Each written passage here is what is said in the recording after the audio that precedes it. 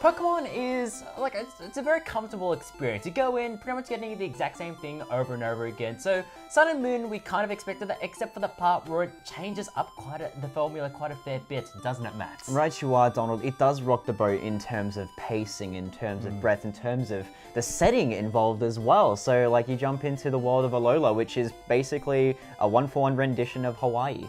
So it's definitely changed in a lot of ways, a lot for the better, and some just a little bit for the worse, but it's still a very well-rounded experience. For one, you have the Alolan setting, which it just makes the whole thing a lot more laid back. Sure, Pokemon has taken its inspirations from the real world in previous games, with X and Y being set in fake Paris, but this one, like, it just feels much more breezy, laid back and relaxing. But the battling is still pretty high octane, especially with the new Z crystals, which you get completing specific trials, not gyms.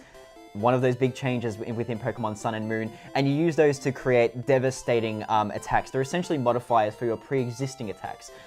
They don't really change too much, and they're very kind of bombastic in appearance. But they're probably just as powerful as like using a super effective move. It's basically like Final Fantasy VIII's what's called GF, so you just spend like 30 seconds going summons. through an alternate animation. Basically. Exactly. But on the trials, actually, instead of just grinding your way through the 8 gyms, they mix things up a little bit with these trials. So one trial you might be fighting a wall of Rattata's, basically. Another one you might be just seeing dancing Marowaks and trying to pick out what's different between them. Yeah, and then they decide to fight you when you're right, and then they get angry. So like I said, it does bring a little bit of variety. It is a little bit silly in its premise, but it's definitely not superficial. There's definitely stuff that does keep the formula nice and fresh. And a lot of people have given the Pokemon series criticism for sticking to its roots too much, and you know the old AC/DC adage of if it ain't broke, don't fix it.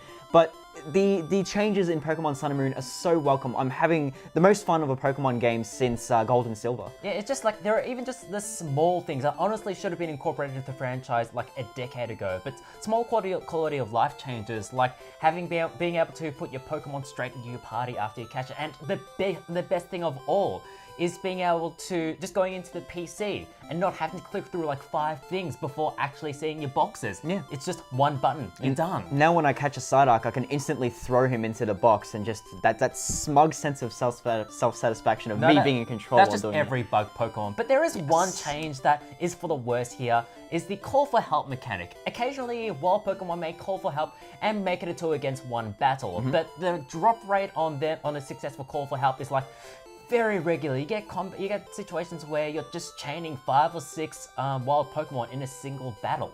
And like you can go against their elemental weaknesses, and that's fine. But when you're catching Pokemon, one Pokemon has to be on the field at a time, and if they call for help and they succeed, then it's going back to square one. You have to go and fight Pokemon all over again, make sure one's back on the field, and it's a bit of a chore. But it's just a small gripe in otherwise a fantastic first impression that we both have of Pokemon Sun and Moon. It just enlivens the formula in almost every possible way.